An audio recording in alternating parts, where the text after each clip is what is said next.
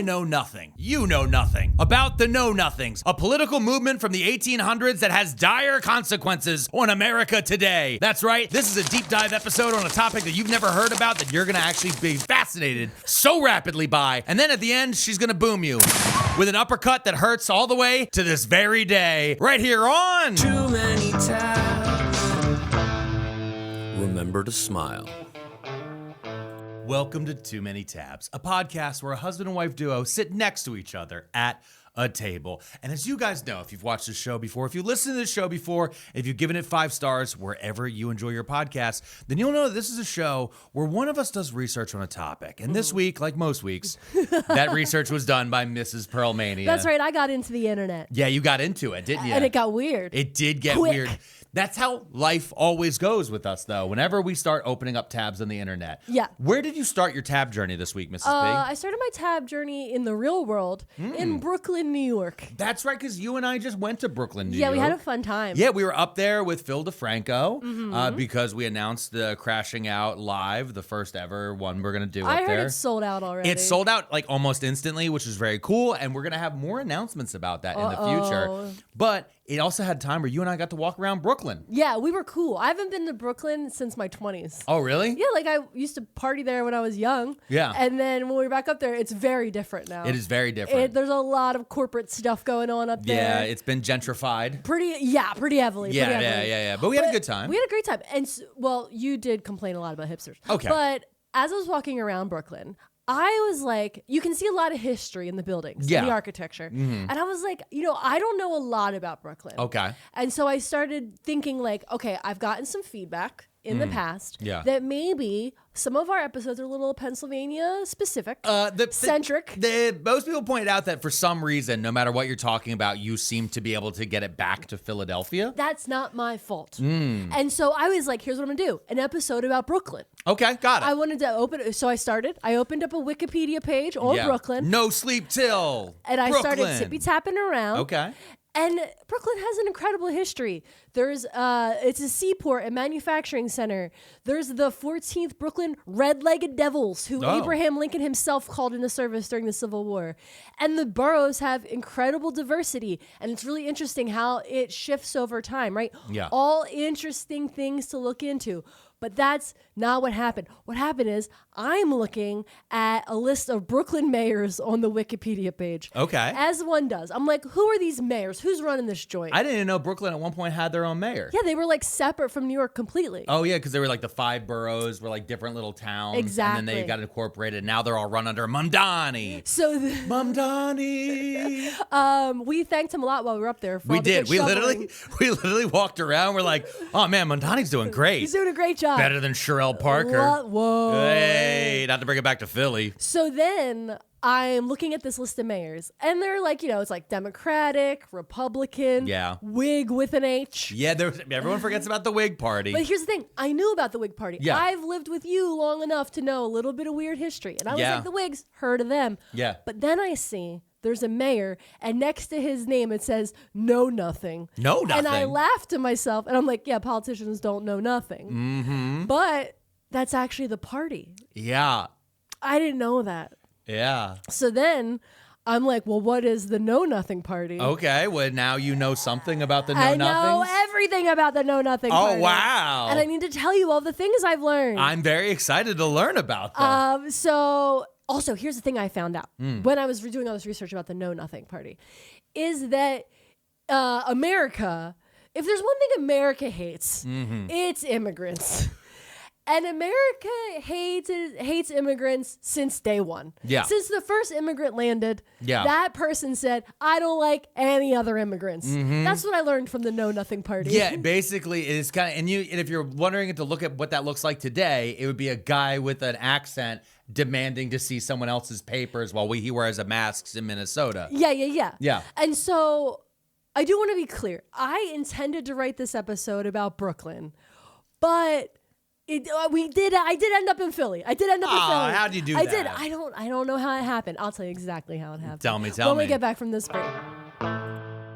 I'm going to be live in Pottstown, Pennsylvania, not only doing stand-up, but also teaching a class on social media. That's right. I'm getting into classes. I'm going to start teaching them. That always ends well, but specifically going to be about social media and, the different ways of how you can use it and how you can grow your platform and things on that side. But also a daytime comedy show with some really close special friends. You're not going to want to miss it. It's at Soul Joe's in Pennsylvania, in Pottstown. Check it out. Link in the description below.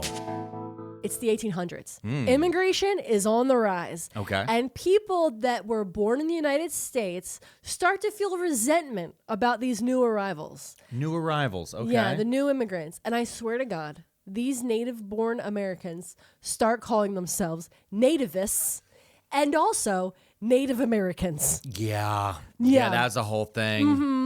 That a bunch of people are like, yeah, my dad got over here and then I was born here. Therefore, I'm better than you because you just got here. Like my dad. Yeah. Yeah. Hypocrisy, day one. Yeah, listen, we're real good at it. Yeah. We're American, when it comes to any sort of policy, American hypocrisy is number one. Number one. USA. No. Aw. So the catalyst for this nativist movement was an increase of immigration, specifically large numbers of Irish immigrants coming into the East Coast. Okay. Because there was the Great Hunger, the famine in the 1840s, Irish people started really coming over to America heavy. Yeah. And the Great Famine that you're talking about is the potato famine. But it wasn't a famine of potatoes alone. No. And The British did a lot. Yes, the British did a lot. It actually was the Great Starvation. Yeah. They had enough food to feed everyone in Ireland, but the British kept exporting it over to London and then selling it throughout the world. Yes. And they were forcing the British to eat a potato crop that got a bug in it. Yeah, they were forcing the Irish to live off the potatoes. Yeah, and there's weren't working. a whole thing about that. And Anyway, I made Irish potatoes yesterday. yes, you did for our Vibing with the Food Idiot that you can find Which on is Promania. a candy, a Philadelphia candy. It's a coconut candy with cinnamon. Yeah. If you want to learn how to make an Irish potato, the candy from Philadelphia, go to our Patreon and listen to our Irish potato episode I just put out. At promania500.net. Okay, so here's what's happening. Bunch of Irish immigrants coming in to the East Coast. in the 1800s. A bunch of small political parties start talking about, they start popping up everywhere, right? And these specific political parties, they're small, they're not the big guys.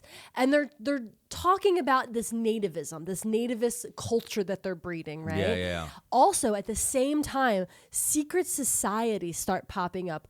One called the Order of the United Americans, and then there's another one called the Order of the Star-Spangled Banner. And these members of this secret society, they start making sworn oaths to keep immigrants out of America, or at the very least, keep them out of mainstream society once they arrive. It's very interesting because as the 1830s, 1840s, there is this entire thing about secret societies. It actually was a problem in America for a very long time.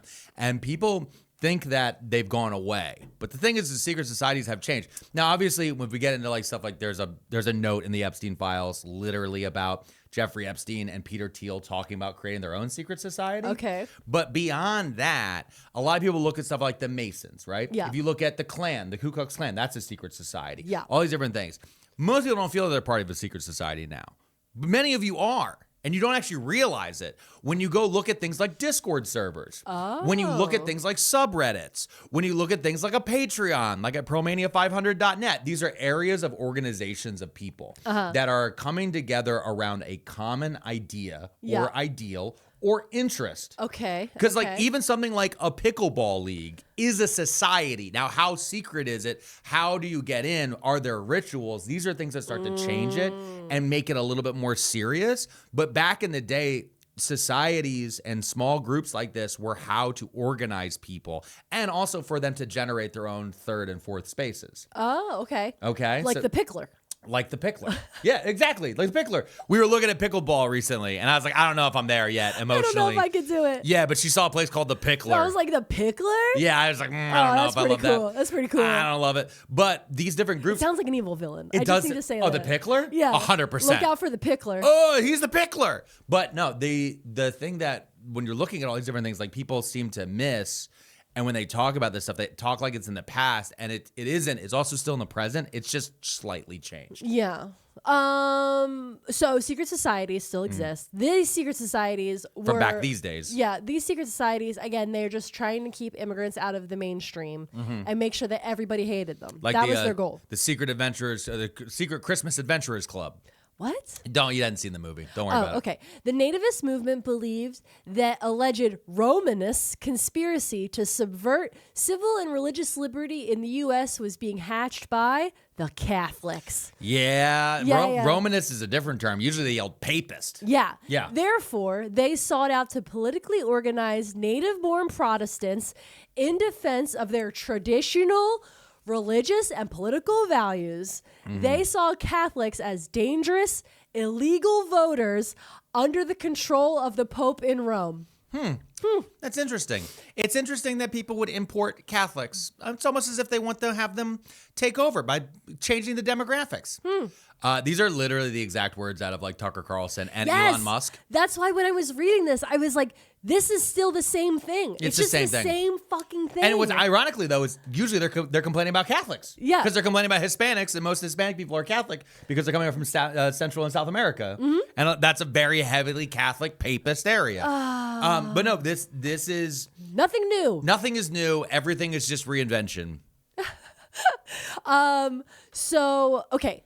The other thing is that the name, the Know Nothings, that's what I saw on the Wikipedia page, right? And I was like, what the heck is a Know Nothing? Yeah. The name is actually because when political people would talk to them, like established political people like Democrats, Republicans, and Whigs, they would be like so confused by the Know Nothing Party because they would never publicly reveal who they were. And so if you ask members about the organization, they would say, I know nothing. And so this like weird answer led to people just calling them the Know Nothings. And then eventually they called themselves the Know Nothings. Yeah. Because the number one thing we do here in America is if you come up with an insult for us, eventually that insult becomes our whole personality. Yeah. All right? And we're saying this, listen, there's a reason why people in Philly like Gritty. It's not because it's well designed. It's because it got insulted by the Somebody else didn't like Pittsburgh Penguin. Fuck Pittsburgh. The Pittsburgh Penguin talked shit on Gritty. And then Gritty was like, sleep with one eye open, bird. And then we're like, that's our boy. That's our fucking boy, that's our Gritty. guy right there. How dare you? Like, legit. There was about 4 hours when Gritty rolled out. We all went, what the that's fuck? kinda weird. It's got And big then we were eyes. like, fuck you. That's our guy. But it's the same thing. You can look in, like, we're talking about different groups, right? Yeah. I think back to 2016. A lot of MAGA people, before they called themselves MAGA, you know what they call themselves? Deplorables. Exactly. Yeah. And that comes from a Hillary Clinton. Yes, a Hillary Clinton speech where she called the MAGA coalition a basket of deplorables. Yeah. When we call ourselves, the people call themselves Yankees, right? The New York Yankees, the Southerners called the Northerners Yankees. If you travel overseas, Americans are called Yankees. And we use the term Yankee around. That is a joke that the British used to insult Americans with. Yeah. Yankee Doodle Dandy, macaroni in his hat, all that different shit. All of that was supposed to be like, yeah, look at this stupid yokel. Yeah. Like, that's what it is. It was an insult. And then slowly we made it our whole personality. When I look at something like the Know Nothing Party, I think immediately, especially a nativist, anti-immigrant party that is also like trying to control things while being organized in these little pocket cells all across the country, the Groypers. Nick Fuentes and the Groypers. And a Groyper is a nickname that they kind of gave themselves, but also it was a secret. It was a dog whistle that they could put in plain sight. Do you know Pepe the Frog? Yes, that's the meme. Yes, the Pepe the Frog meme was grabbed on a few different people who were like looking into extremism, noticed that the Pepe meme showed up everywhere. And even the guy who made Pepe was like, I don't love this. Groyper is an offshoot of Pepe. He's a fat Pepe. Oh. That's what it is. And then they started calling themselves the Groypers, and then that became kind of similar to the Know Nothing, a term you could use out front. Wow. And you start to hear this. The next one you're going to hear a lot is noticers. You'll hear them a lot.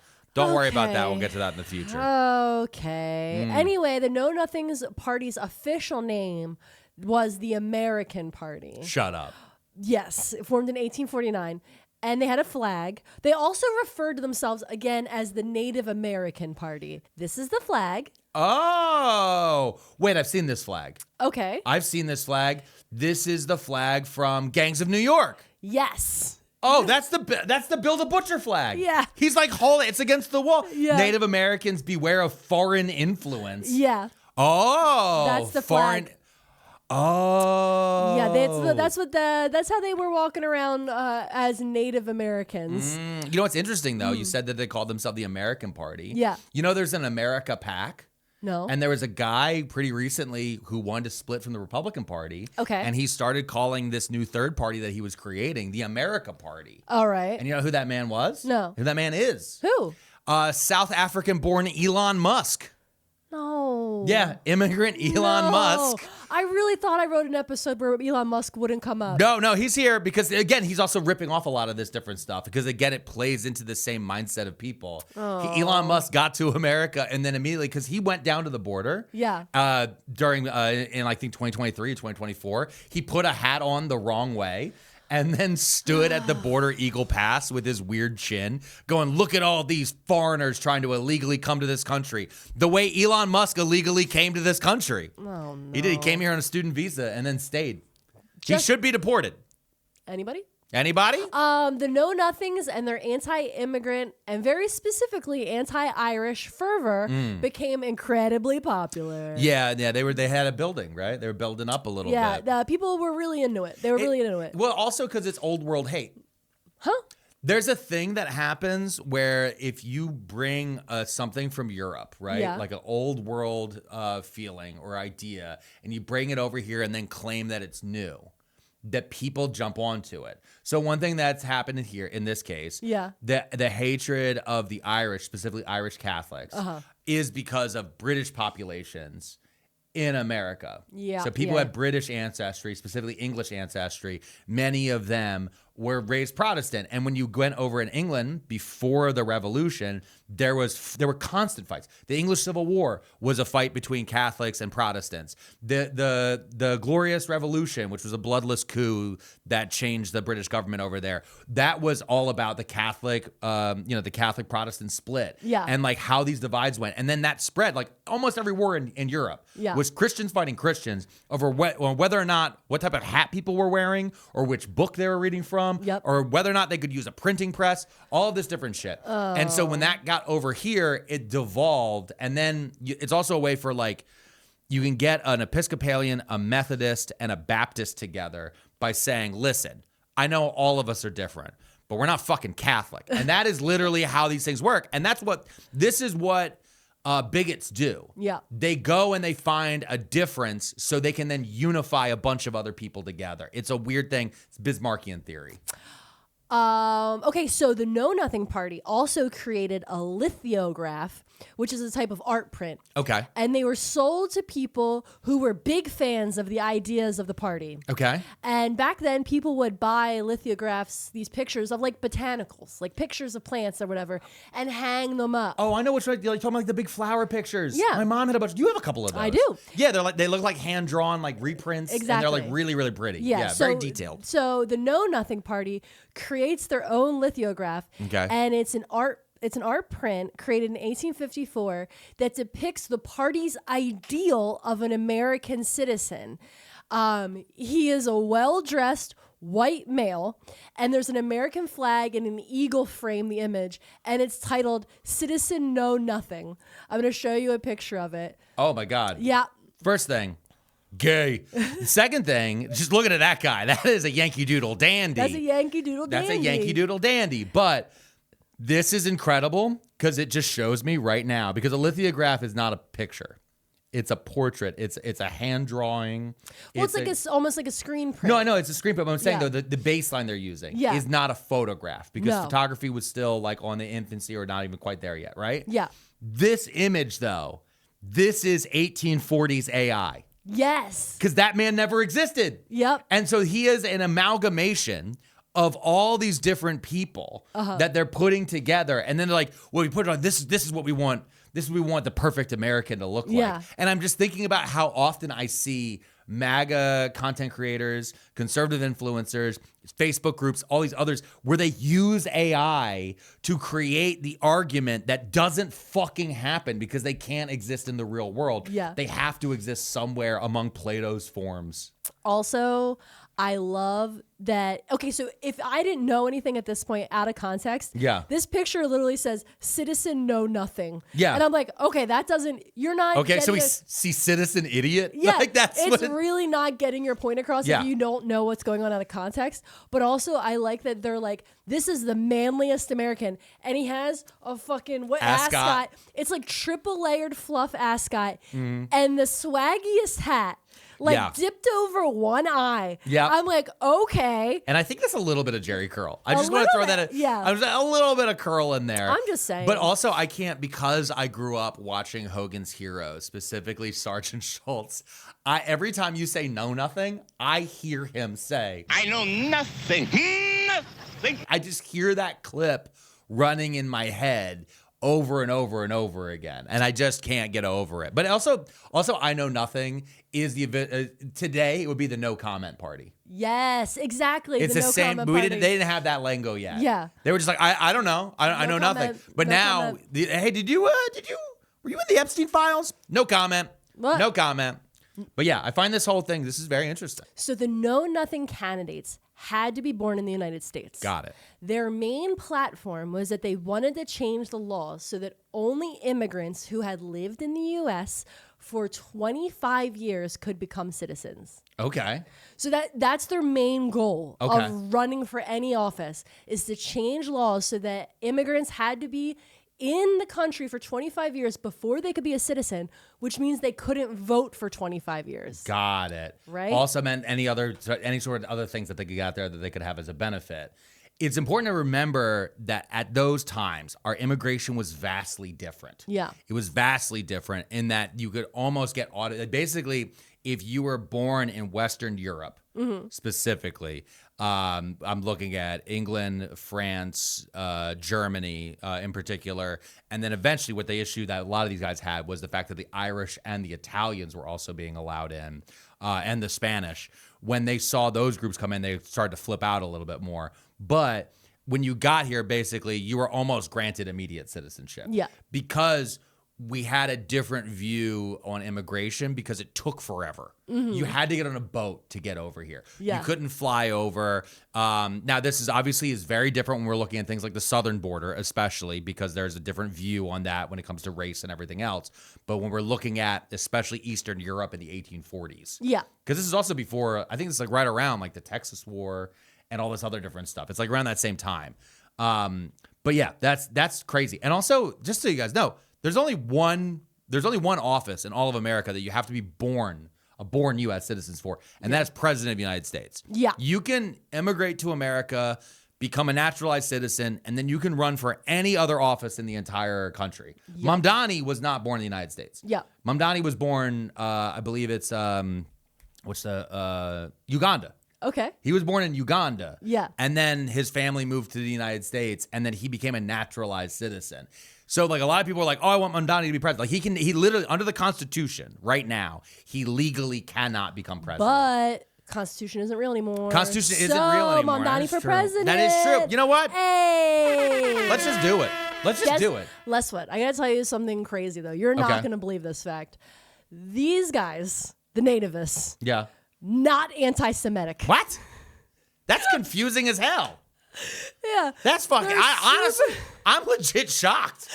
That actually, hold on, I need a minute here. That's, because everything you describe usually goes like hand in hand with that. You were waiting for me to be like, I was waiting. Also, because this is one of the things that happens to me. I'll find somebody in history. I go, oh, well, this guy's kind of cool. And then I get to a tab. It's like, thoughts on the Jews. And you go, here it is. Here we go. So despite a lot of xenophobia and religious bigotry, the Know-Nothings did not focus their negative energy towards Jewish people. They had to prioritize their disdain for the Irish, German, and French Catholic immigrants. That's so crazy. The Know-Nothing Party, quote, had nothing to say about Jews, according to historians. Reportedly because they believe Jews, unlike Catholics, did not allow, quote, their religious feelings to interfere with their political views. That's so fucking insane. That feels anti-Semitic. That also is just like oh, God damn it. I don't even know how to process that. Yeah. Yeah. So listen, the Know Nothing Party did have some success for a little bit of time, right? Electorally? Okay. They, especially in the Northeast corridor, right? New England. Yeah. The tri-state area, as some would say, they got 8 governors, 100 seats in Congress. They got a lot of mayors. Boston, Salem, Chicago, San Francisco, Brooklyn. What this episode's about, Brooklyn. Yeah. Right? And of course, Philadelphia. God damn it. Here it is. So let's take a break. And when we come back, I want to tell you about how the Know Nothings fucked around so hard in Philly. They ended up in Kensington and caused the city to come together to get them out and invest in an entirely new police force. Oh my God. Spring is still almost here. But IndaCloud is always in full bloom.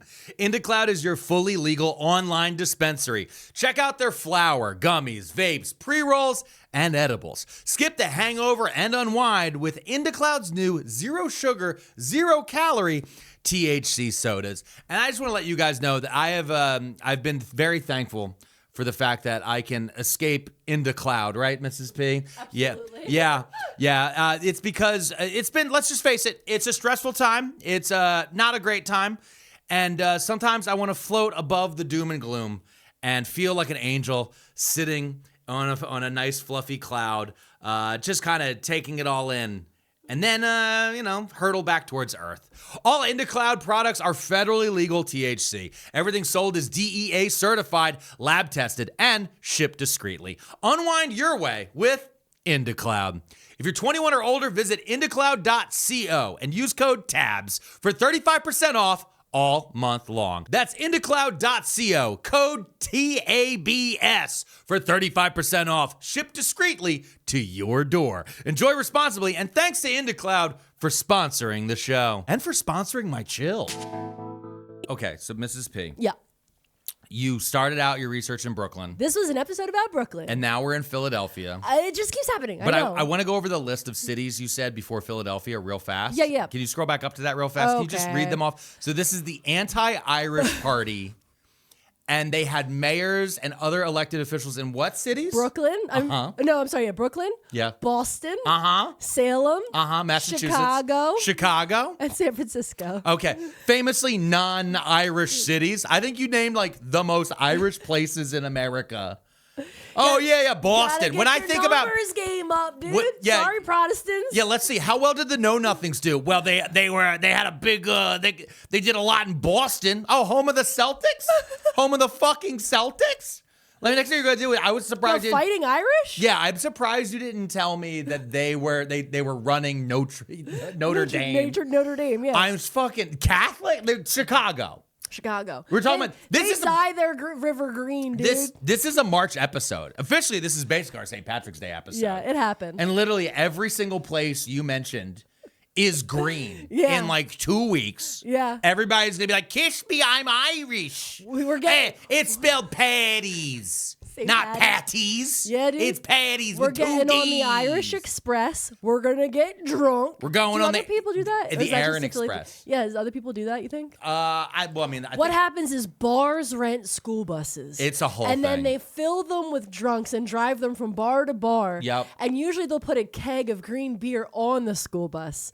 Yeah. So you just get really drunk and there's green vomit anywhere.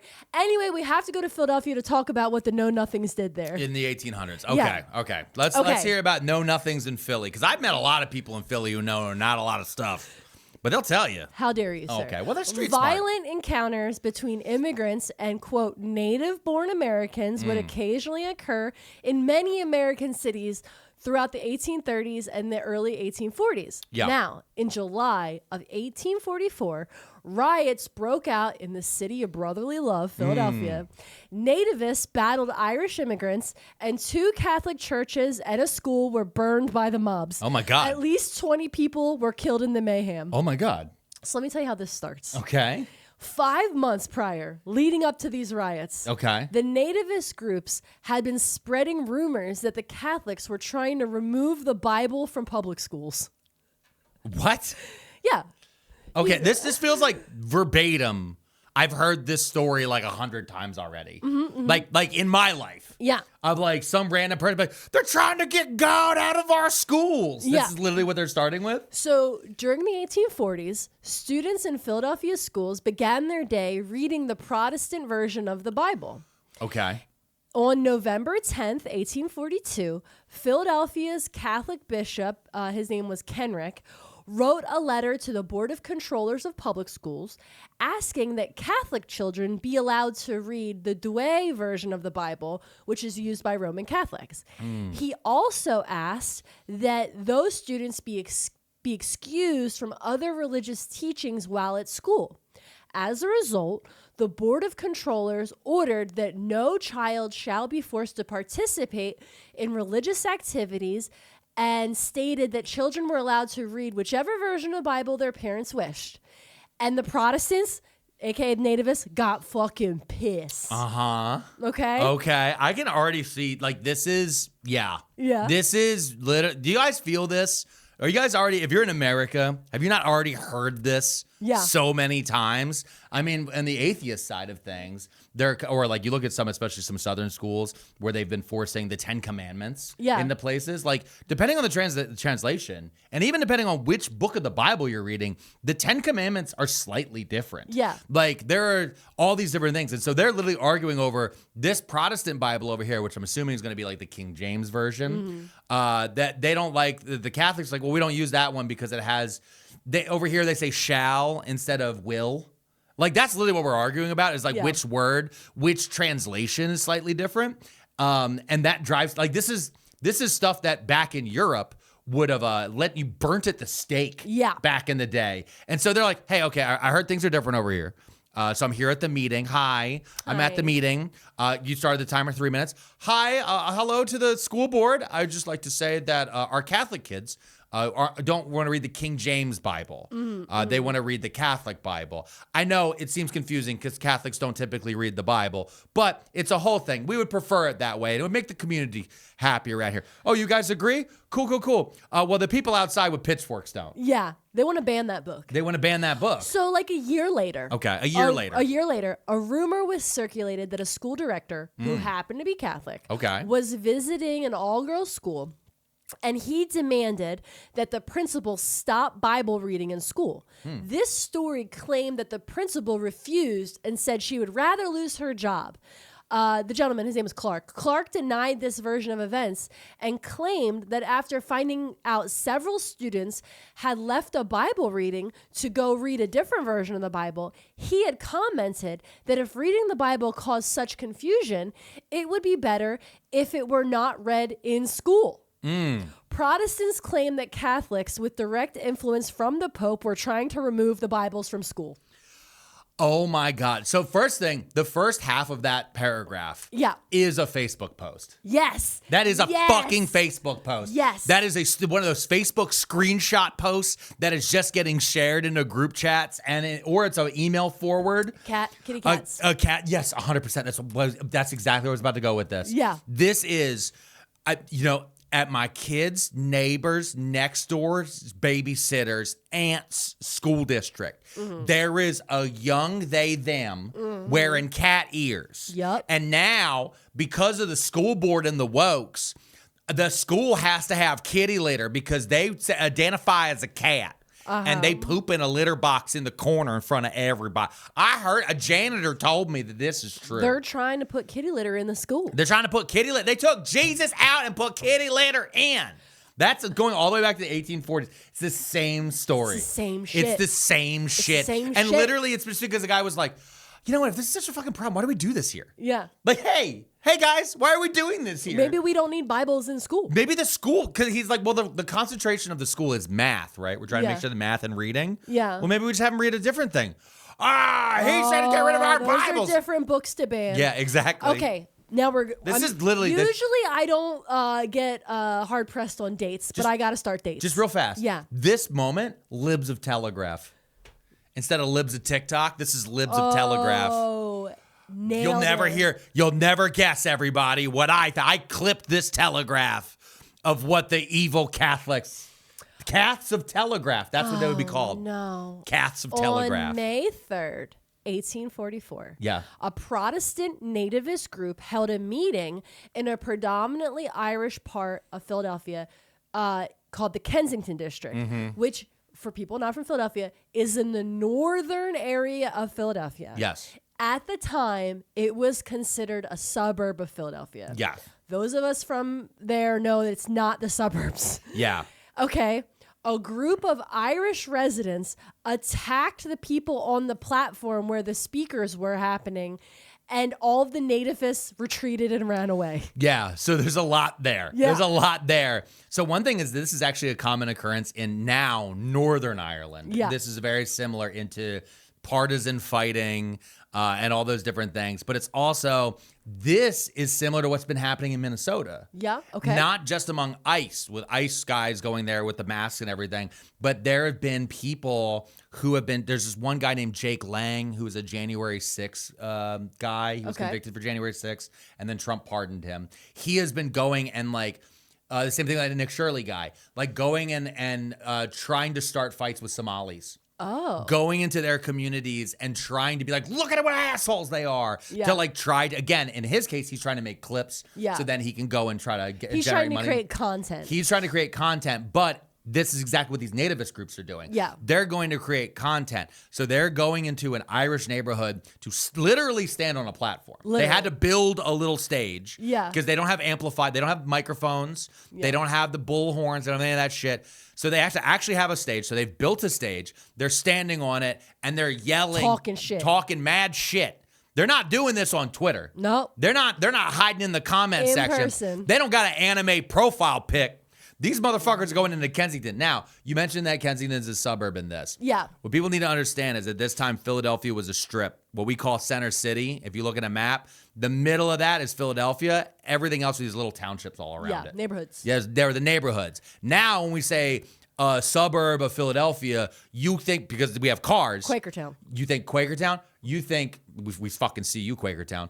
But no, you think like Cherry Hill. Yeah. You think like Delco, Chester County. You might even think it's like Wilmington, Delaware is viewed as a suburb. That's because we have cars now. Now, 20 miles is 30 minutes. Yeah. Back then, we are in horse and buggy, a couple trains. Yeah. That's what we got. So back then, a suburb is literally like a half-mile walk. Yeah. Because that is the equivalent that you would have in a car. So anyway, they ran away. They ran away. The Okay? nativists ran away. They bitched out. Yeah. They talked a lot of shit and then they ran away. Got it. Okay? Because That was the Irish punched them in the face. Yeah, literally. Because literally, they're like, hey, fuck you. I don't like you. All right. Ah! And Yeah. now instead they would just be tweeting that. Maybe we need to bring back punch. Okay, so that was on the 3rd. May 6th, 3 days later, the nativists returned to Kensington in greater numbers. This time they were like, we're having a rally. Okay? During the rally where they're talking mad shit again, it begins to rain. And the meeting, the rally, is moved indoors to a nearby market. Got it. Now, the inflammatory remarks continued inside the market. Yeah. Where fighting immediately broke out between the local Irish Catholics and the nativists. Yeah, there's a reason they're called the Fighting Irish. It's also one of those things of like, again, you got to remember about these Irish, right? Yeah. These Irish are coming from plantations back home that are owned by the English, and that they were treated as second-class citizens. These are people who literally just escaped oppression. They showed up to America where they were immediately, they've been told propaganda, and they've been told the entire time, you are an equal citizen, you are not a second-class citizen, nobody can talk to you like this, there's a First Amendment, you have a right to defense, there's a Second Amendment, you have all these laws, you are an equal. It doesn't, whether or not you were born here or not, you're an equal. And then some motherfuckers who shows up and go, you're not my equal. You're actually a second-class citizen, and I should be allowed to oppress you. Those motherfuckers go like, no. I know exactly how this goes. I just left that shit. Yeah. Yeah. So the fighting spills outside of the market. Yeah, and it's old-timey fighting, Yeah. too. It's very put up your dukes. Where nativists were shot at by people in the windows of nearby houses and buildings. Shut up.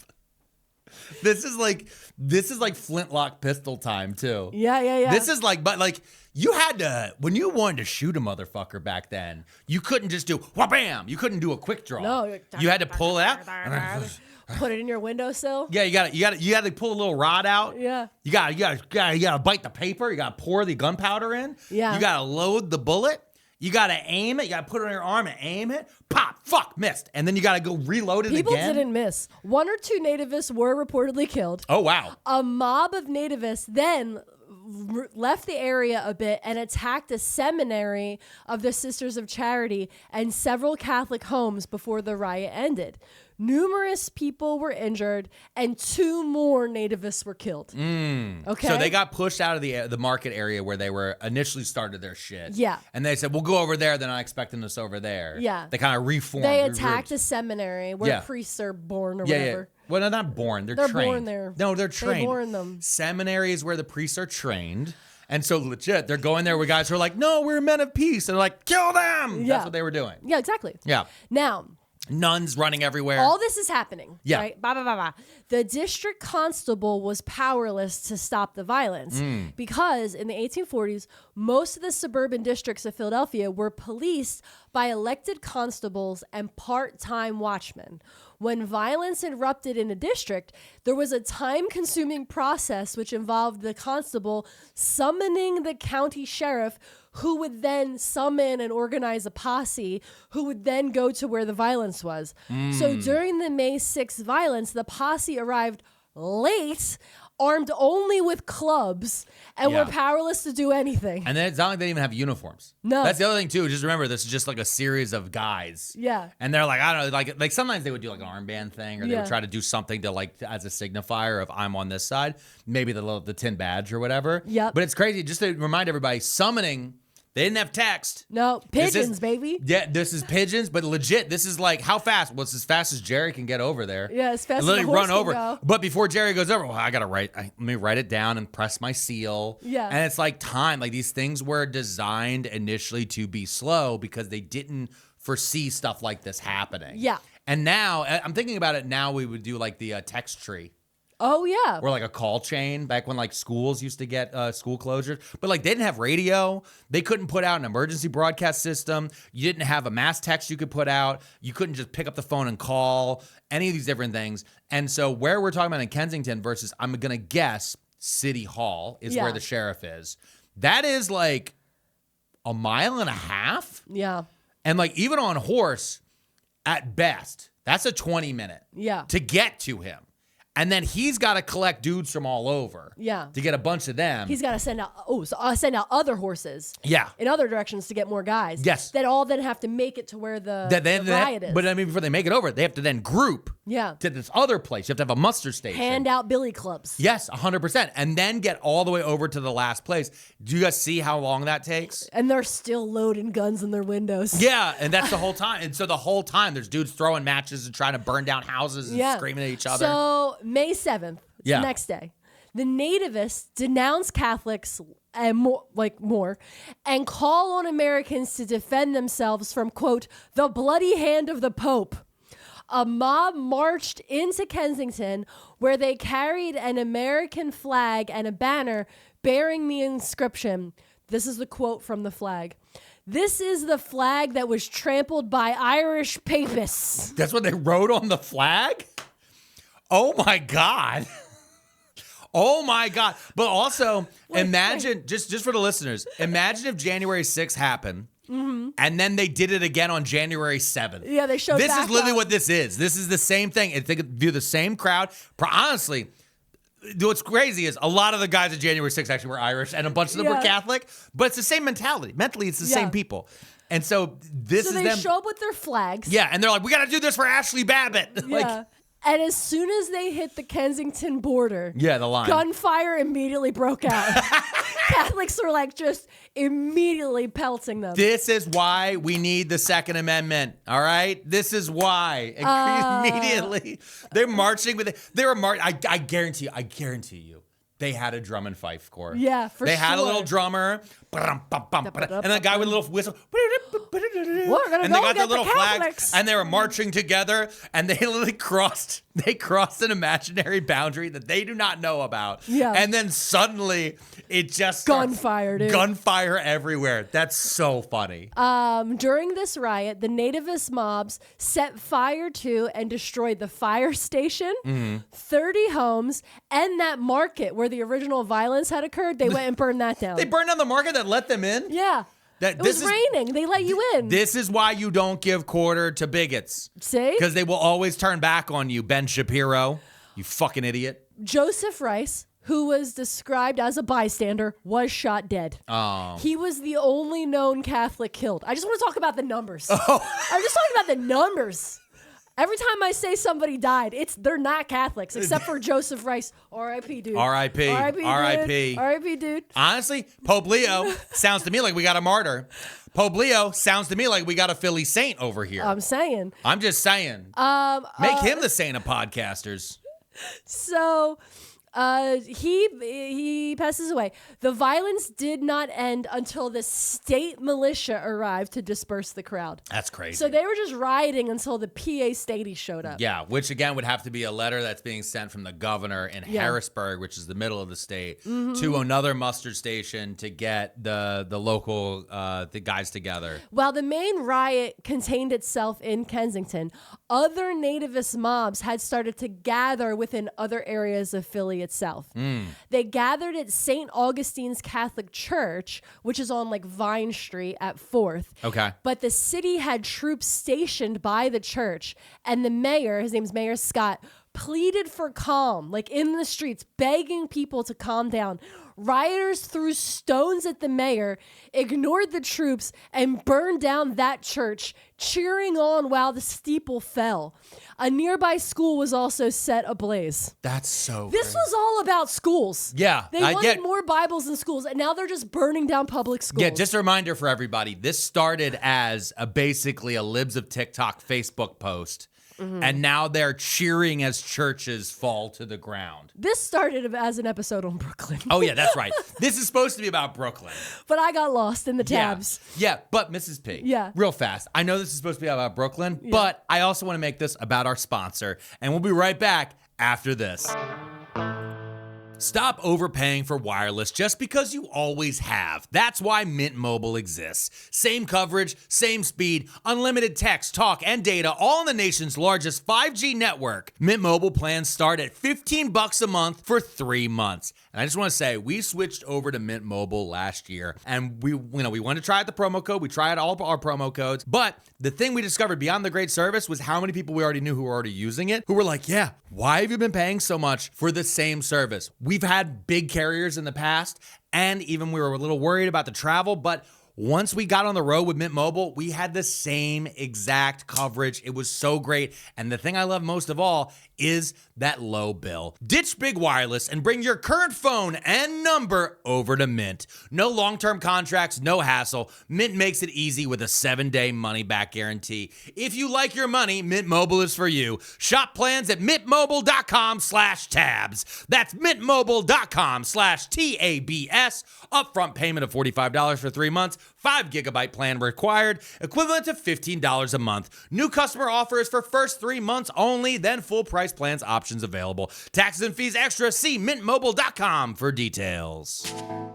Thank you so much to that sponsor and all of our sponsors who've been helping us through Patreon at promania500.net, where they get access to ad-free listening and also things like Vibing with the Food Idiot, our paywalled podcast, where we just discussed Irish potatoes. Also, the after party where we respond to your comments. Yes, which you're going to leave down here on the YouTube. Like, comment, subscribe, hype, all those fun things. All the Mrs. things. P, hit us with the next part of this story. Okay, so during the riots, Okay.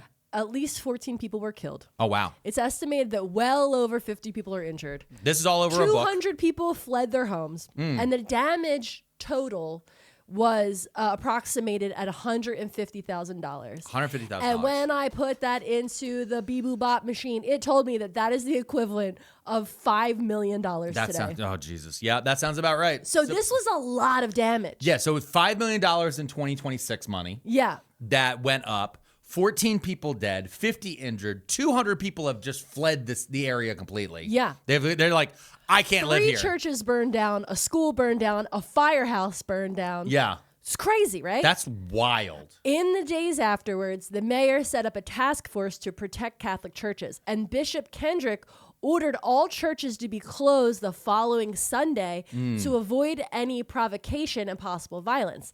And all the valuables that were in all the churches across Philadelphia were hidden in homes for safekeeping. Okay. Because there's one thing Catholics love, it's a tchotchke. They love a We little. love a shiny little gold. We love collecting bones of our saints and hiding them in altars. A lot of finger bones. Yeah, just a lot a of little finger finger bones, a little bones. slice of Yep. bone. Every candelabra, every incense burner. Yep. Every little bauble. Yeah. I always think of Catholic Church because I was raised Protestant. I know. My mom's a Protestant, my dad's a Jew, and I'm just kind of stuck in the middle with you. But the thing I always think of whenever I think of Catholic churches, I always think of TGI Fridays. TGI Fridays? TGI Fridays, Bennigan's. Perfect. All those different Ground Round. Those 90s, I used to call them shit on the walls restaurants where you went in and they just had stuff on the walls. Yeah. And then you'd open up their menu and they'd be like, we have Irish nachos. Like, what does that mean? That's potato skins. It's potato skins. But all You're those talking about Bennigan's specifically. I miss a Bennigan's. Bennigan's had the best spinach artichoke dip, which is a recipe that I also put on our Patreon. All right. Well, enough product integration here, Mrs. P. What I was going to say, though, in general, though, is like there is a thing to me that's always been when going into a Catholic cathedral, especially, but also Catholic churches, is like y'all got icons. We love. You got little we statues. Love things. We love a vibe. We love incense. We love a scented air. We like gold. We like murals. You like a presentation. Marble. You like a presentation. I'm saying. So what I'm saying though is when they're like, we gotta hide all the good stuff. Yeah, they gotta. There's a lot of good stuff. I just like, you know what would be so funny though, because I'm picturing all The little plate with the treats on it. Yeah, Sorry, the treats. Sorry, maybe not treats. The communion. The communion wafers. The little treats. I was just thinking about how all the mom-moms and pop-ups for the rest of their lives would be talking about if you got selected to be the house that stuff got hidden in. Oh my God. Like if my mom was the parishioner that they're like, Mayor, we're gonna need you to hold the chalice. She would have told everybody that for the rest of her fucking life. The rest of her life. And then the it kids would have been brought it on the fucking tombstone. Yeah. Oh, my Protector God. of the chalice. Exactly. Here she lies. Okay. I lied in state. My Lord and Savior, Jesus Christ, along with the Pope himself, through the Catholic bishop, asked me to hold the cup that holds the literal blood of Christ, because that's the difference, mind you. Because the Protestants were going to come steal it. The Protestants think that the wine is a metaphor, and they're wrong because of transubstantiation, all right? People died over this, and that cup came into my house, and I put it in behind a wall, behind a brick wall in my basement that is half dug out, down there before we knew what radon was. So, okay, now we're going to skip ahead a little bit. Same year, though. Same year. July. Okay. July 3rd. We're only going a few months. Only a little bit. This is 2 months different. July. Okay, because Let we me were tell at like you May something 6th. about July in Philadelphia. Yeah. It's hot. It's muggy. And it's muggy. And we're also, all insufferable in July. we're all insufferable. And the people of Philly who did not escape to the beach that are left are preparing We're the worst. for war. Because it's July 4th. And that's one of our big days. So this is July 3rd. Yeah. Father John Patrick Dunn of the Church of St. Philip in South Philly was warned that his church might be attacked during the upcoming July 4th parade because the Native American Party, the nativists, plans to hold a large Independence Day parade on July 4th. It's driving me crazy that these people call themselves the Native Americans when I they're can't. literally at this moment slaughtering Native Americans. Literally, they're literally like the whole so time upsetting. they're literally committing a genocide on actual Native Americans. Yeah. And indigenous But peoples the here. hypocrisy is so overwhelming the whole time. Yeah. The whole time. The whole time. They're like, I don't like immigrants. I'm an immigrant. We're Native Americans. We're going to kill the Native Americans. Yeah, it's the same. It's so fucking From day one, Americans been like this. And again, but this is also one of those things where they get here and then immediately, not only do they want to pull up the ladder behind them, they want to shut the port down. Yeah. And they want to start firebombing anybody else who's trying to crawl to safety. Yeah. Uh-huh. Okay, so to prepare for violence, the church applied for an arsenal and volunteer militia. Wait. To use in case the church was attacked. Here's what you need to understand. Okay, because I'm confused. They applied for an arsenal? There is an arsenal in Philadelphia. I know that. Okay. You could, at this time, apply with the state. So they had to go to the governor. Okay. David R. Porter, I looked it up. And you could ask to borrow some of the arsenal. Just a couple muskets, babe. Wait. Okay. Just a Are you couple telling me muskets. America is so addicted and like so gun horny that we used to have gun libraries, basically? Yes. Okay. Gun socialism. That's insane. Oh my God. Please get your library card for the actual books. Gun library card.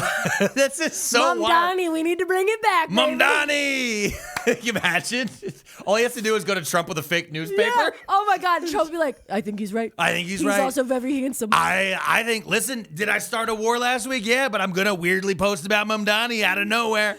He did. loves him. He did. He loves He's him so obsessed much. with them because he just wants Someone cool to like he him. wants someone nice to like him so badly. But real fast, I am just obsessed with this idea that back in the day we actually had a system where you could borrow guns. You could borrow guns. I know. And all the things And you men. need. And men. And bullets.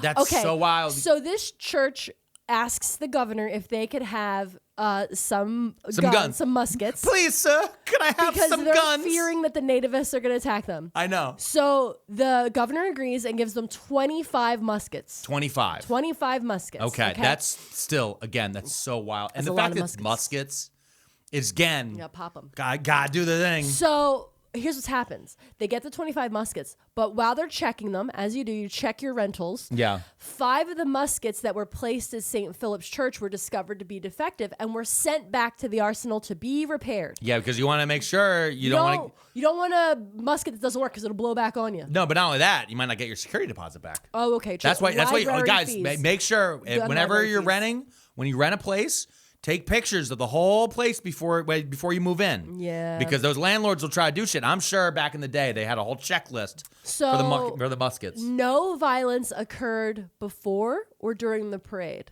On or July 4th. Okay. But July 5th, some guy saw the 5 defective muskets being returned to the church. So there's just some guy outside. He sees 5 muskets being carried into the church and says, what do they need them guns for?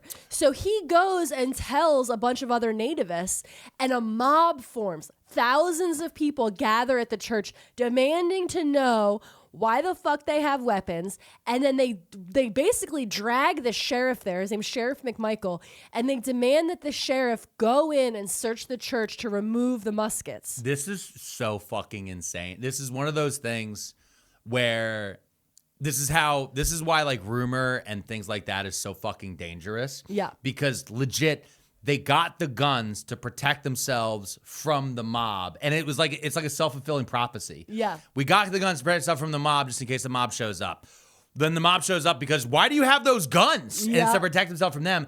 And then when people start to think of like religious people, like I think of like the images though of like Malcolm X holding the gun, looking through the window and stuff like that. But like when we think of people like MLK, like he was peaceful, but there were other people in the movement who are like, yeah, okay, Martin, you can be peaceful or whatever. But like some of us know what we need to have. Yeah. And this is the reason why we have a Second Amendment weirdly in this country. So, okay.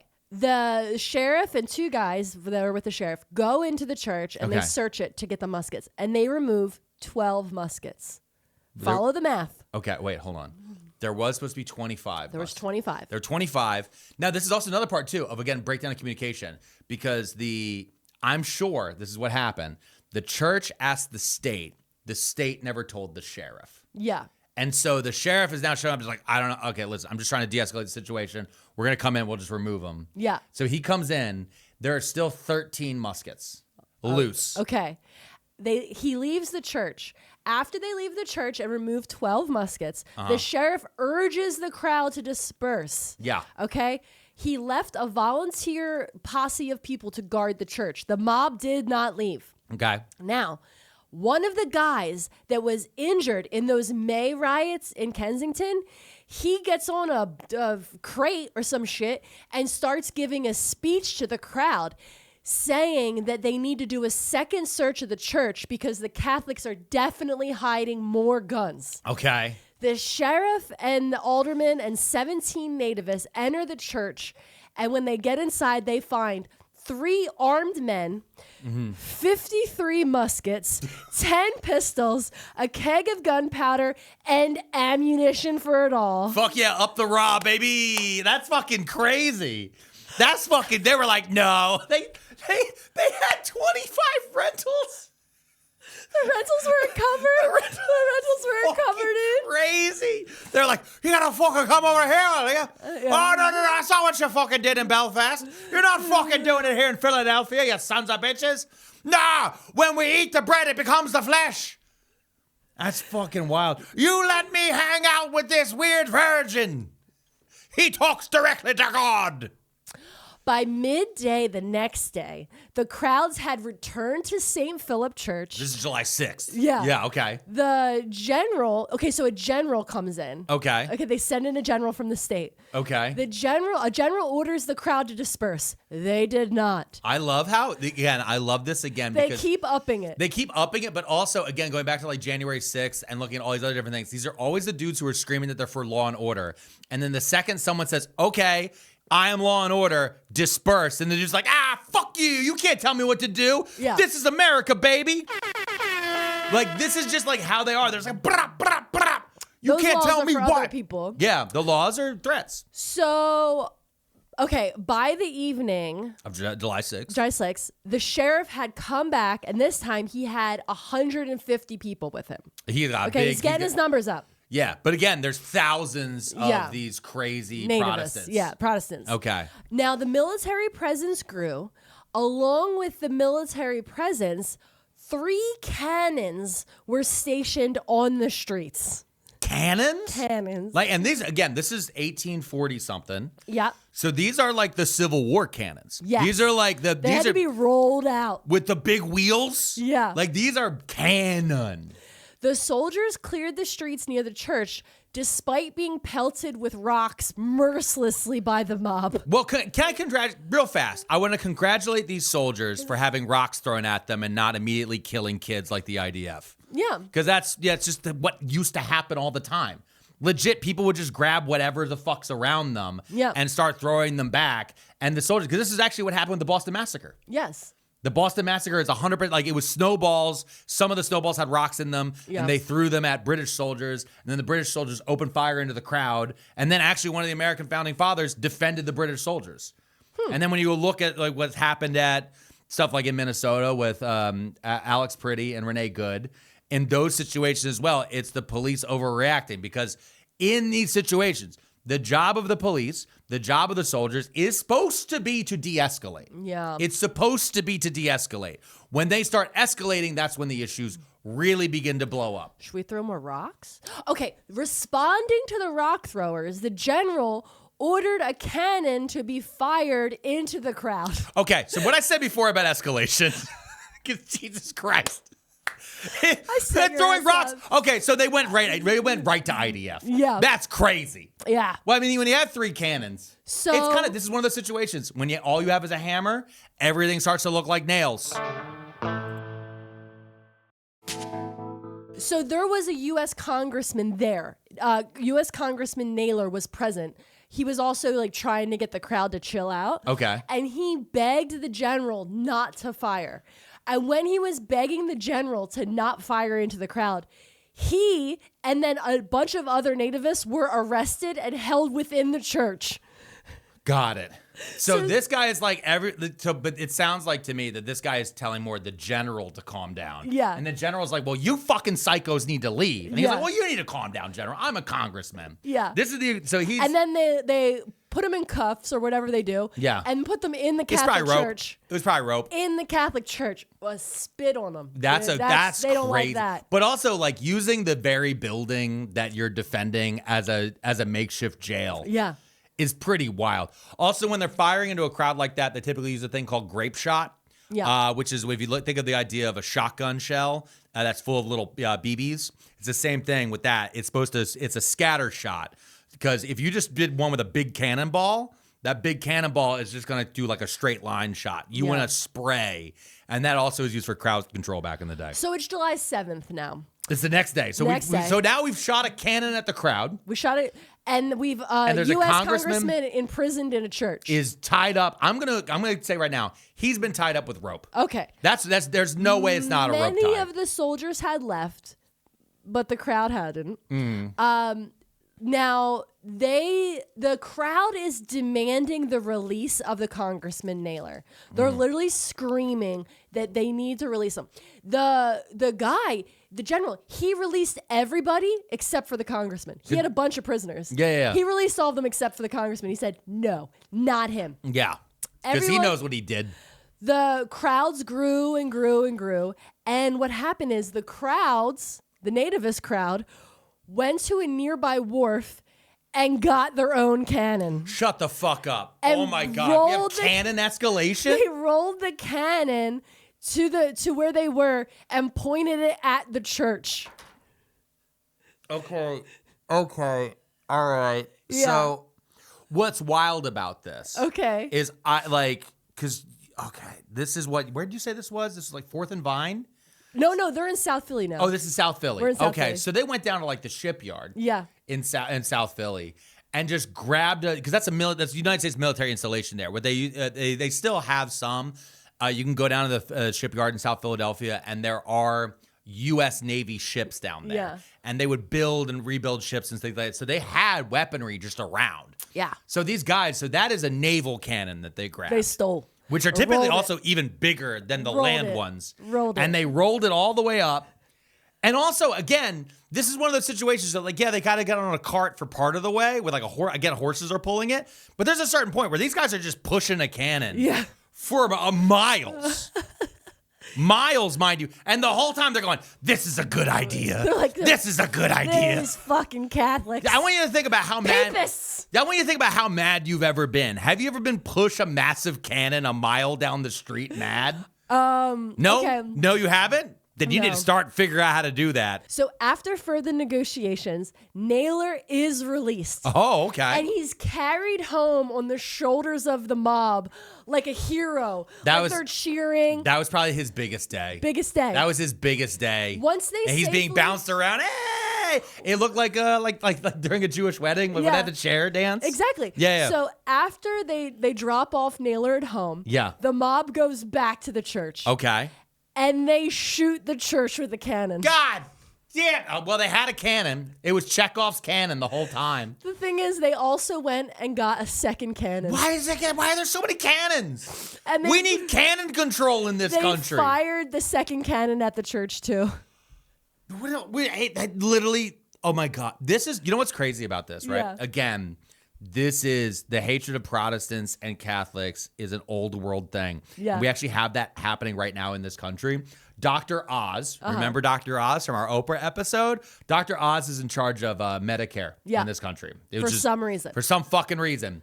And he is Turkish. Mm-hmm. Turks hate Armenians. Yep. And so one of the first things Dr. Oz did is travel to LA and drive around Armenian communities and start accusing them of fraud based on random things that he found online and pointing at different buildings. And one of the excuses he said was, look at this, it's being written in this strange dialect, because he doesn't view Armenian, their language of what they speak, as an actual language. He is degrading it by calling it just a dialect of like Turkish or Arabic or even something else. And so it's this old world hatred brought to America that is then confusing for the people who don't give a shit about this. Because they're like, I'm sorry, if you take anybody from like this area of Philadelphia, they all just look like Philadelphians to us. Yeah. They're all wearing gray sweatpants. They all they all have like really, really, really strong opinions about what type of pork roll you should have.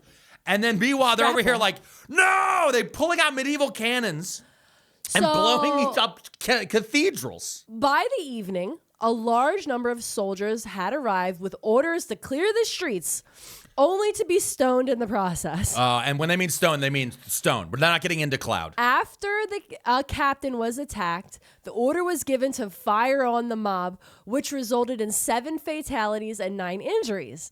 Not long after, people with muskets and cannons arrived, and the fierce fighting broke out between soldiers and the mob. Wait, hold on. So you're saying the soldiers showed up, and then when you say people showed up with muskets and cannon, these again are just street people. Yeah. Who have more people, more cannons, more muskets. Okay, got The it. fighting lasted for several hours. And this is urban warfare in 1840s Philadelphia, narrow streets. Yeah, tiny streets. With horses, mind. No parking. Horses and poop everywhere. Yeah. All right? The streets are slick. This is a hard street to run down. It's Cobblestone. Cobblestone, Yeah. covered in poop. Yep. Everything is muddy. There's dead horses everywhere. Fighting lasted several hours, God damn with it. the soldiers being fired upon from alleyways and windows in nearby buildings. Jesus Christ. The soldiers brought in 2 more cannons of their own and fired into the mob. Imagine having PTSD because you went to Philadelphia. So I have it because I grew up there. The mob returned fire using their own cannons, armed with such items as nails, chains, knives, and broken bottles. That's a blunderbuss. Yep. So you guys ever see those pictures of like the 1800s where there'd be the guy with the big, really wide front gun? It looks like a tuba. Yeah. That's a blunderbuss. You can stuff it with basically anything. And just But shoot it. Well, that's the idea of like a grenade. It's the shrapnel that gets you. Yeah. And so a lot They of filled times a cannon with knives. and nails. And you wonder why I am the way I am. Yeah, that's true. So, in an attempt to capture the mob's cannons, soldiers charged one cannon's position, only to be knocked off their horses by a rope tied across the street just out of view. Like they're the fucking Ewoks? Oh my God. They tied a rope? That's babe, legit. In Star Wars Return of the Jedi, Yeah. there's the Imperial Scouts are on their speeder things. Yeah. And the Ewoks pull a rope real tight and they fall off. Yeah. Like they're getting taken out by Home Alone tactics. Yes. This is fucking insane. The cannons were all eventually captured by early morning on July 8th, and the fighting had ended. Oh my God. This is so insane. At least Why were there so many cannons? At least 15 people, including rioters and soldiers, were killed in the riot, and at least 50 people were injured. The riots had gained national attention and Yeah. condemnation, and were used as an issue in the 1844 U.S. presidential election. The Democratic Party condemned the growing Native American Party. Yeah. Okay. Because again, it's an offshoot split party. Can I say something real fast? Yeah, of course. Which is just number one. This feels very much like an episode of The Dollop, and to let our listeners know, I am actually going to be guesting on The Dollop Live in Philadelphia at the Yay. Fillmore, and we'll put a link down below if there's any This tickets isn't left. an episode of Adopt. This is an episode about Brooklyn. I know this is an episode about Brooklyn, but this is so fucking wild. And I was just thinking about how Philadelphia is known for a few things. Yeah. One of which is like throwing snowballs at Santa Claus And batteries. Yeah. I want to say, I think that Philadelphia did that to bury this. Yeah. I think because also the other thing to know about America at the time is we used to have more riots. A lot. Yeah. This is, if you guys are, as you're picturing this, I hope you've been picturing Gangs of New York. Yeah, for sure. Like the Martin Scorsese movie Gangs of New York, which is set around this time. Actually, that's a little bit later. Yeah. That's set in like at the beginning of the Civil War. And there's a whole bunch in there about that. This is just like, this is we should fucking watch insane. Gangs of New York. We have watched Gangs. No, but we should watch it again. Yeah, I remember watching it with you. Sitting in your So- little apartment. Actually, around the corner from where this was. Oh shit, you're right. the apartment- This is very close to there. It's just very, very close. The little apartment that you used to have off of Girard and Let me tell you Susquehanna. something. I had this cute little girly pop apartment. It cost me $700 a month. For a one bedroom. I bet you if I looked it up on Zillow, it costs $2,500 right now. The one I Because of had, the I had a location. 700. When we first started dating, I had a $700 apartment in South Philadelphia. Mm-hmm. It was $700. I looked it up. It's now, I think it's $2,400. Yeah. They didn't change anything. No. Everything inside of it's the not same. Not an upgrade to be found. Same pipes, same bad kitchen, Same creepy guy in the basement. just the whole thing. And they just charge triple. Okay. In New York City, after all this happens, right, many people feared that the nativists were going to start targeting New York City's Catholic churches. Now, the Archbishop in New York City, his name was Archbishop Hughes, organized defenders of the church. and told the mayor flat out that if Catholic churches in New York are burned, quote, New York would be another Moscow. Wow. Holy fuck. That's crazy. I think people don't understand. You gotta explain it. They don't understand. This would be the equivalent of saying that New York would be another Hiroshima. Yeah. Or New York would be like, or saying something about Ground Zero.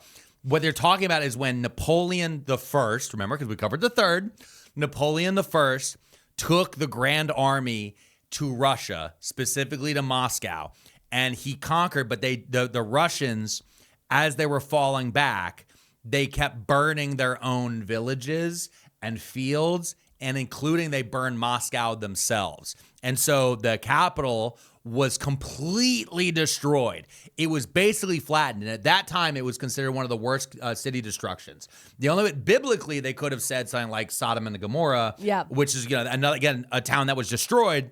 But I don't think the Catholic Archbishop would want to say New York is the new Sodom and Gomorrah. I think this is why I went with that reference. But this was a very fresh reference in people's mind. This is like 30 years after, because what that happened with Napoleon, that's around 1812, 1814. Yeah. And Napoleon, just so you guys know, was considered one of the Antichrists. The way we talk about Hitler now is how most of the world talked about Napoleon because his actions killed so many people. And fun story, guys. Want to know how Napoleon came to power? By rolling cannons full of grape shot into the streets of Paris and firing on protesters, because most of the other generals wouldn't do it. But Napoleon was an artillery guy, and he just saw people coming at him. He's like, fire? And they did. And then his Italian ass eventually became emperor. There you go. Because that's how it goes. And that's why I always find it funny whenever people are screaming, like, we need to have a French-style revolution. I'm like, they end in Napoleon. And literally millions of people dead. Every time. Okay, July 11th. Okay, we're still in this timeline, remember? That's crazy. July 11th, Philadelphia passes an ordinance that gave the city a battalion of artillery, a regiment of infantry, and at least one full troop of cavalry to preserve peace within the city when necessary. They literally occupied They Philadelphia. literally were like, we are going to put money towards this. We're hiring the people. We have to make sure we have this under control. Yeah. Now, also, the riots led to the PA General Assembly to pass an act that required Philadelphia, the township of Moyamensing, and the unincorporated districts, which we were calling the suburbs at the time, Spring Garden, Northern Liberties, and Penn, to maintain a police force of 1 man per 150 taxable inhabitants. Okay. So they were like, you are required now by law to have police force. In 1850, another act that established that Philadelphia police force would police the city and the 7 surrounding districts. Their inability to maintain order effectively in the suburbs directly led to the consolidation of the city in 1854. Yes. And so what that means is today, the city of Philadelphia and the county of Philadelphia are the same lines. Back then, the issue they had was Philadelphia was this little strip in the middle, and then around it, the suburbs, around it were these, now we look at them as neighborhoods. Yeah, they're neighborhoods. So like Kensington, South Philly, Moyamensing, the places she's now saying, West Philly was called Westville. All these different areas were their own little townships. Yeah. Now they bled together. They slowly merged. When you look at the eastern seaboard of America, someday, maybe 100 years from now or whatever it is, we've been looking at it as turning into a megalopolis. From the sky, it looks like one continuous city, all from DC all the way to Boston. You can actually like kind of angle it this way. It looks very interesting in that. But going back then, as your map gets bigger, the giant city gets smaller in your mind. Yeah. Also, this same thing, to bring it back, this is a Brooklyn episode. Yeah. This same thing happened in Brooklyn, basically, is that Brooklyn had its own mayor. Brooklyn was its own thing. And then eventually, because of all of this stuff happening, they became part of New York. Yeah. It went differently, but it's all very similar. But it's also as these systems grow, they're like, oh, we have to figure out a better way to not only control it, but also just to run it. Okay. After the riots, they're done. The riots are done for now. Okay. Another very fun outcome was that Bishop Kenrick, again, he's the bishop in Philadelphia at this time. The Philadelphia bishop. The one who asked for the guns. The one who, in the very beginning of this story, was like, can we just have Catholic Bibles? right? That bishop. Okay, that bishop. Okay, gotcha.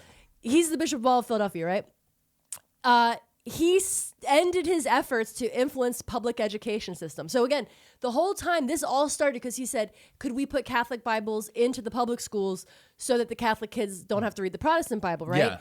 After the riots, he just completely stops doing that and instead comes up with a plan and begins encouraging the creation of Catholic schools, with 17 Catholic schools being founded within the decade. I can't stress to you how insane that is. That this is why Catholic schools existed in Philadelphia. Yes. Is because he tried. Oh my fucking God. This is okay.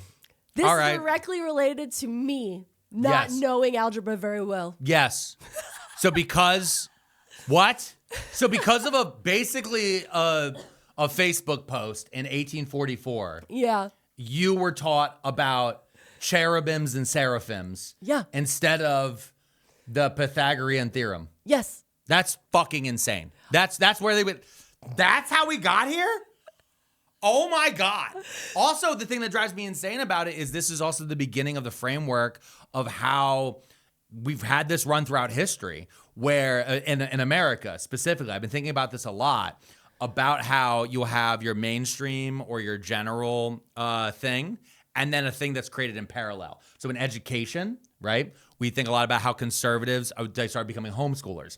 Conservatives started pushing Bible study. Conservatives started doing these things. Same thing with their media, right? You had CNN over here, so then they built Fox. Fox isn't far right enough, so then they build the podcasting networks. The podcasting networks aren't far right enough, so then they build the Groypers. There's this area that ends up becoming built in parallel for people to have an offshoot on because they don't want to battle anymore in the center. So they build this edge. And that's exactly what's happening here. The Catholics realize, like, if we continue to try to integrate inside of the public school system, it's just going to keep being a problem. So we'll just create one in parallel and remove ourselves from it completely. Yeah. And now decades later, generations later, they reintegrate. Because slowly over time, the Bible study is removed from school because they start to concentrate more on regular things.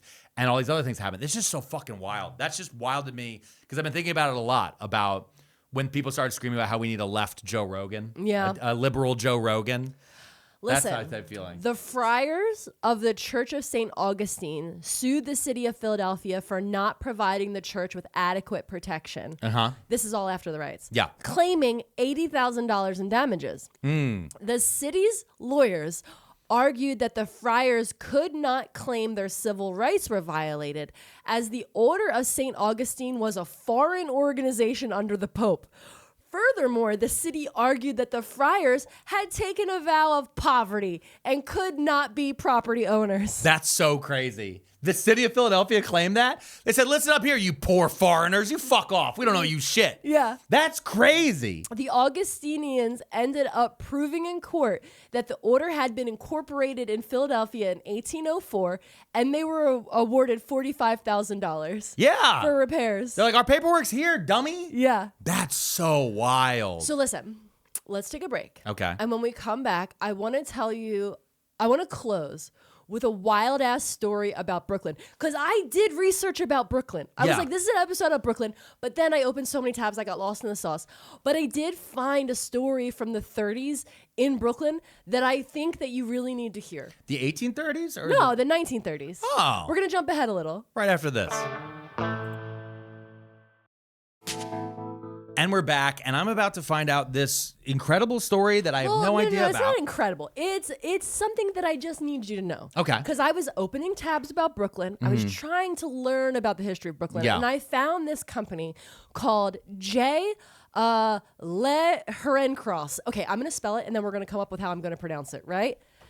Lehrenkrauss. We're going to go with Loren Cross. Loren Cross. Okay. J. Loren Cross Corporation Okay. was a banking and insurance conglomerate founded in 1878.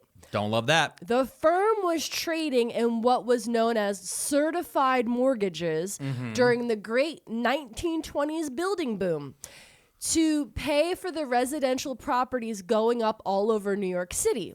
Okay. Mortgage banks and title companies began to certificate mortgages. That is to divide them into little shares that were then sold to the general public like bonds. That always ends well.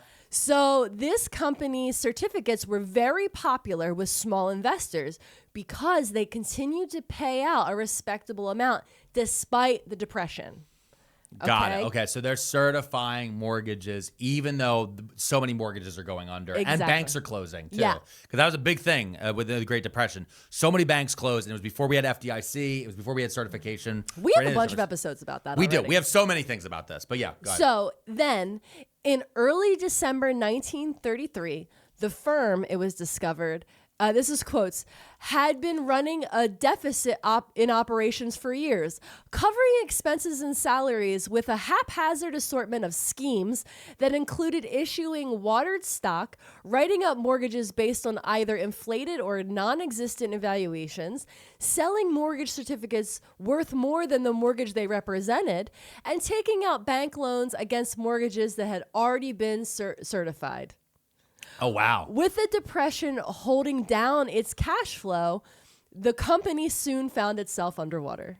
Uh-huh. Okay. So they were lying about everything. Because, again, money is not real. Yeah. Money is... It's got Ponzi scheme energy. It does have Ponzi scheme, but they're literally energy. borrowing money against things that have already have money borrowed against it. So if anything fails, there's nothing secured against it. Exactly. Yeah, okay. Got it. On January 25th, 1935, the company, the guy, Julius, who's the head of the company, the 67-year-old head of the firm, was convicted of mail fraud. That's how they got him. They always get you with mail fraud. They get you mail fraud. For the sale of over $1 million in stock through the mail. Okay. Because he was selling faulty stock. Exactly. Now they would do wire fraud. Government prosecutors alleged that the business was bankrupt in 1932, and he knew that. Okay. So, like, that's the whole thing is, like, this stock was sold that didn't even have anything behind it. No value behind it. He was selling NFTs. Yes. Yeah, this is just Bitcoin. So he received a suspended sentence because of his advanced age. He was 67, very old back then. Yeah, back then they were like, sir, there's no one would ever vote for you. You're so close to death.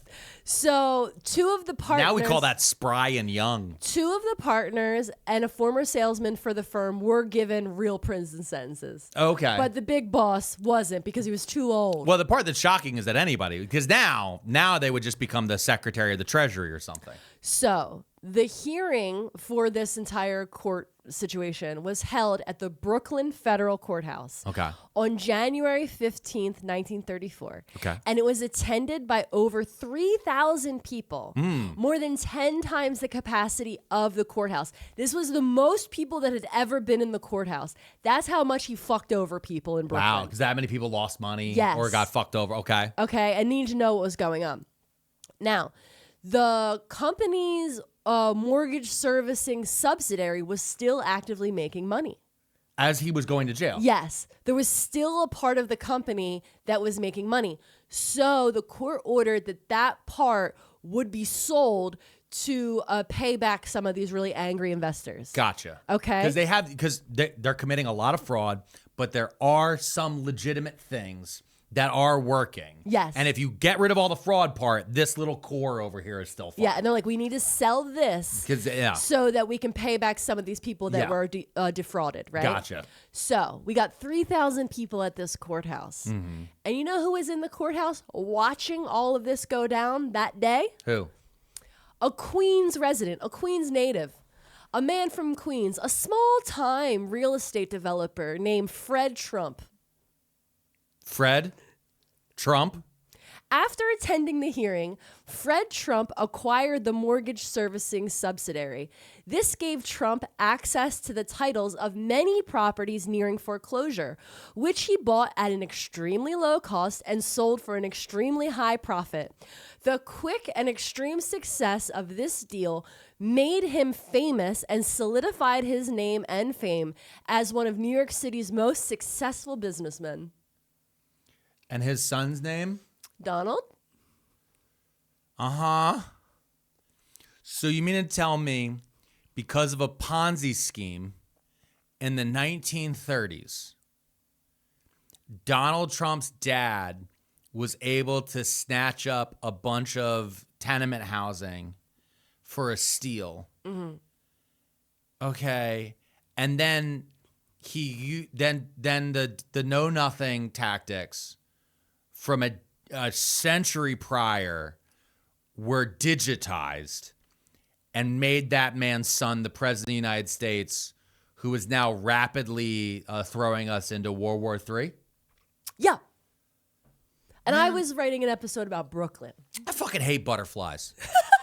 Can I say that? Fuck you, butterflies. Stop. Butterflies are nice. No, stop flapping your wings, bitches. We love butterflies. When you know who we do love? Who? Our listeners, especially everybody who joins us over on Patreon at PearlMania500.net. Everybody who's liked, commented, subscribed. Everybody who's gotten down there and told us all about the different things that they love about this show. Also, remember, there's a lot of different links of different things that I'm doing out there, including comedy shows, events, and more. Find it all down in the description. Mrs. P, any final words? Have a great week, guys. Yeah, guys, have a great week, and we'll see you next week right here on Too Many Tabs every Sunday at noon.